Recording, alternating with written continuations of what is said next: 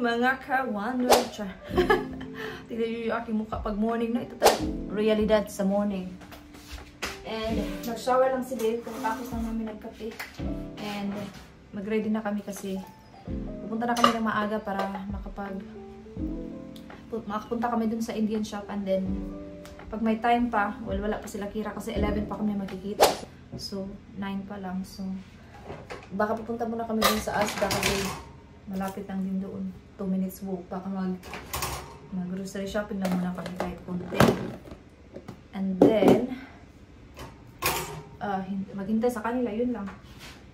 And maghugas muna ako ng mga kinainan namin kanina, ngayong umaga.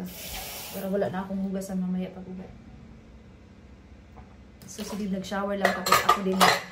Kailangan ko na din maghinsaw para fresh na tayo na. And Sunday today. Grabe ang bilis ng panahon, ano? Malapit na tayo sa kalagitnaan ng January. Parang as in. And alam niyo ba guys, kagabi ay share ko sa inyo. So nag-topic kami kagabi na si Dave, tinanong niya ako kung nag-plan kami kung mag-holiday kami next year. So kasi syempre mag-holiday ako sa Philippines, di ba? Tapos they're planning na mag-holiday din sila. Like yung parang staycation gano'n. Or ewan ko kung hindi pa si Dave na mag-decide kung saan talaga sila pupunta. So sabi niya sa akin, tinanong niya ako kung gusto ko ba daw mag-apply na lang ng aking citizenship para sa aking British, para magiging British na ako. So tinignan ko siya kagabi. Baka mag-apply ng alang siguro ako. Hindi siya, alam niyo naman siguro na hindi mura yung mag-apply ng mga ganyan. Mahal talaga guys mag-apply ng mga visa. But of course, good thing kasi pag citizen ka, kasi pag gusto mo mag-holiday, wala na mga visa. Kasi citizen ka na. So baka mamayang gabi or next week, kasi weekend kasi, di ba, hindi ako makapag-concentrate sa aking mga form. Baka bukas, try kong mag-fill ng aking online form. Nag-start na ako kagabi actually. Marami siya. Hindi pa ako tapos. Pero good thing din kasi pwede ka mag-sign out tapos balik ka na lang pag gusto mo na namang i-fill. So, yan yung gagawin ko this week coming. I-fill ko siya paunti-unti hanggang matapos. And then, magbayad. I think it takes about 3 to 6 months yung mag-apply ka. Pero I don't think mag 6 months talaga siya kasi sa mga kilala ko, nasa ano lang naman, mga 10 weeks. Nasa ganun lang siya. So, and then, yun na, mag-ceremony, ganun. Kung saan mo gusto, Brighton ba? Kung dito sa amin, Brighton or Eastbourne, ganun. Kaya i-check ko pa kasi hindi ko pa talaga nakita lahat ng mga i-feel ko, but nag-start na ako. Sabi ko nga kay Dave na as long as gusto mo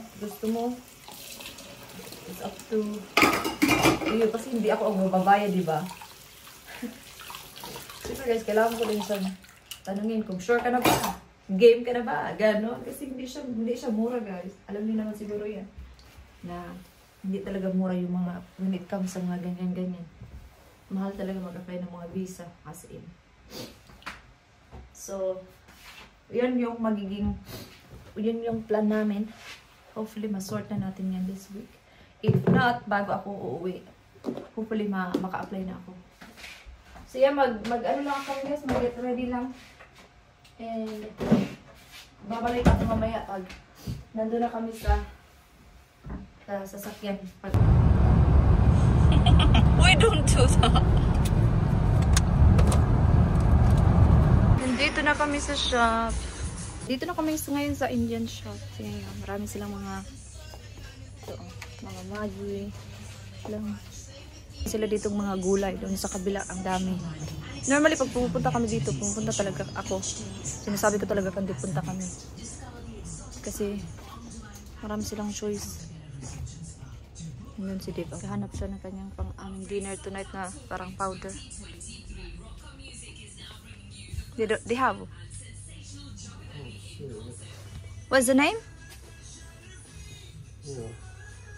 Then kumuha ako ng isang hot and spicy na sardines. Try ko to. Di ko pa to na-try. Mga noodles nila. So kukuha na naman ako ng isang pancit canton and pancit bihon.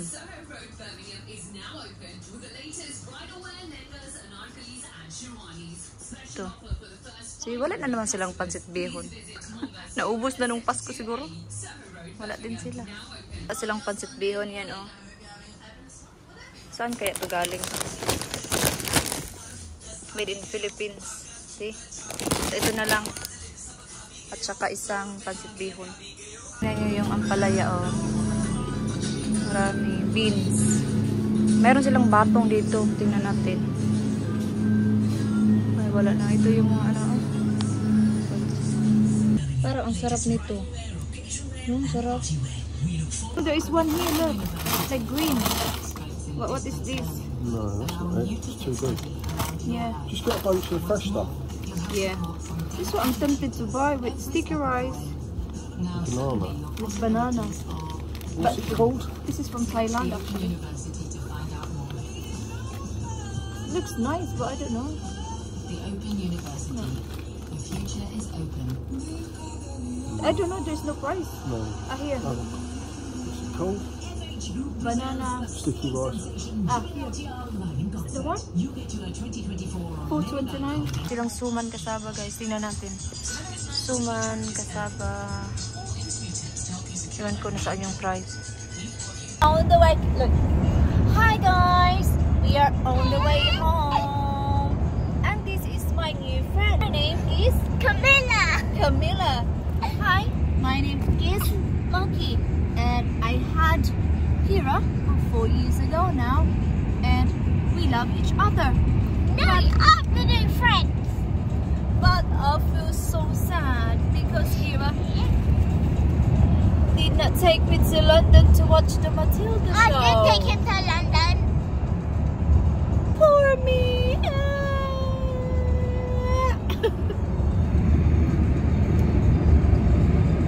Salita ako pero hindi ko pala na-on yung video. So back to sinabi ko. So, di ba pumunta kami sa Indian shop. Bumili ako ng kalabasa. Madalian na to kasi hindi na-on kanina. Pancit canton, pancit bihon, malunggay na fresh kasi wala silang frozen. So ako na lang siyang hagpaton. And then beans. Bumili din ako ng fried sardines na hot and spicy. First time ko itong matry actually. Bumili din ako ng hupya na buko pandan. And then isang bag ng ito ba? Yung yeah? What is that? Yeah, well done. I'm try this. Yeah. Ano ito? Kasaba ba yung sabi sa Bisaya ba niya eh? Iraid. Iraid siya. So, kakain ako kasi nagugutom na ako. Then, pumunta lang kami sa Asta, which is hindi na ako nag-vlog kasi na-busy na kami. So, ito din napabili yung mother-in-law ko ng rice. Yung maliit lang na pack ba. So, kailangan ko nang initin to. I-microwave ko to para makakain ako nito. Si Itagin ba? Where's my tablet? In the bag. Okay. For sure, it's in the bag. Inaantok talaga ako guys kasi hindi maganda yung tulog ko kagabi. Kao na tag-iraid.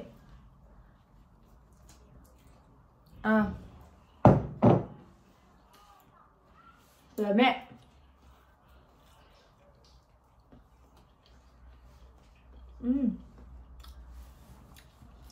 Ay sa probinsya no, maglabas og iraid, iraid, baligya iraid.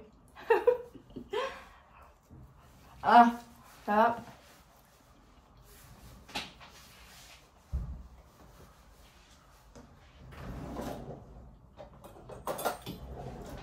Mainit.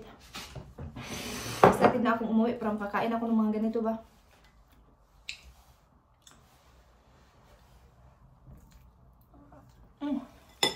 Sarap. Iba talaga pag pinano.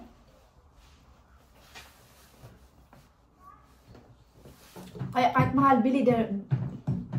Kailangan bumili para mapin natin yung Pinas ba. Ewan ko, pag nasa Pinas na hindi na gaano kasarap, no? Iba talaga pag sa ibang bansa kasi nag-crave ka talaga ba? Kaya, pag kumain ka ng Pinoy food, masarap talaga. Kain tayo, guys.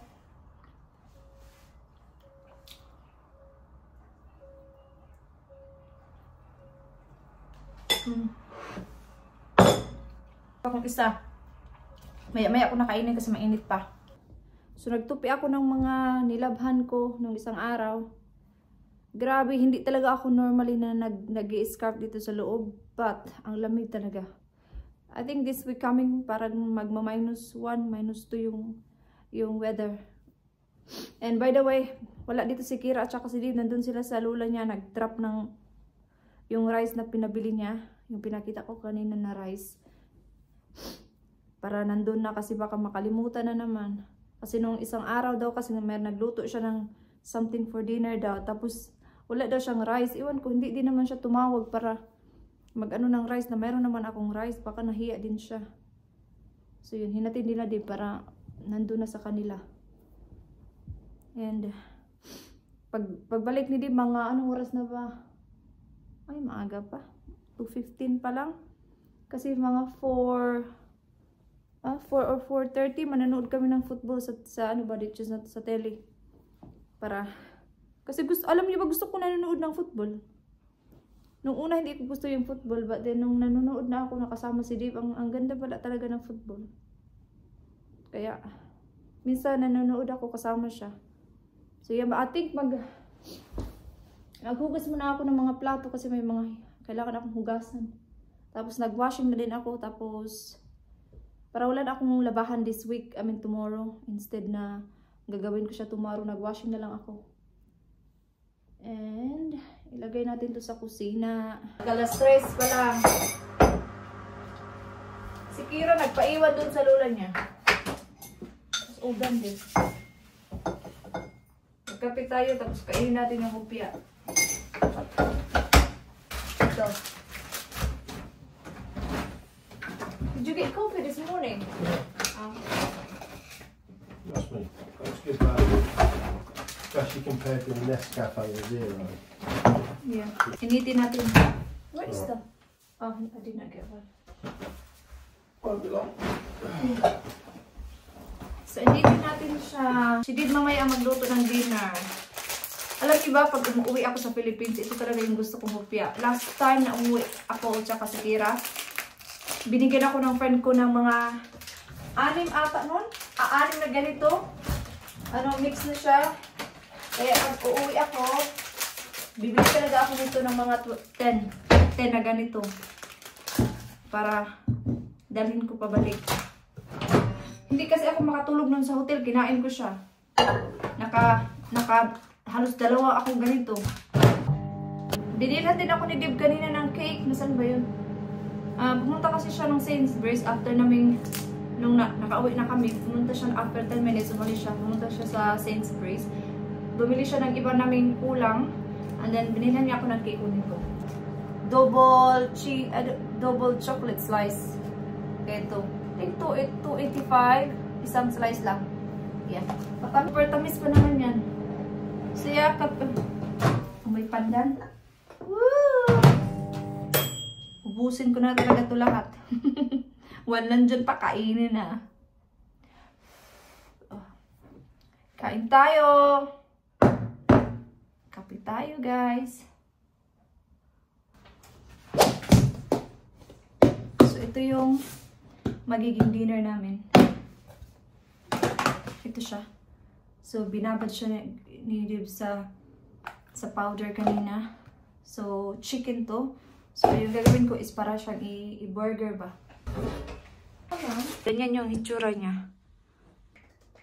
Ano daw ako ng salad. Lagay ko lang dito yung salad para tuma na lang kami. Lagyan natin siya ng kamatis. What? Cucumber. Magkat din ako ng avocado. Kasi masarap ng avocado kaysa salad. Pero ako lang yung kumakain ng avocado. Hindi yan sila kumakain ng avocado. Yan yung dinner namin, chips. And that one, tapos salad. And then itong bread.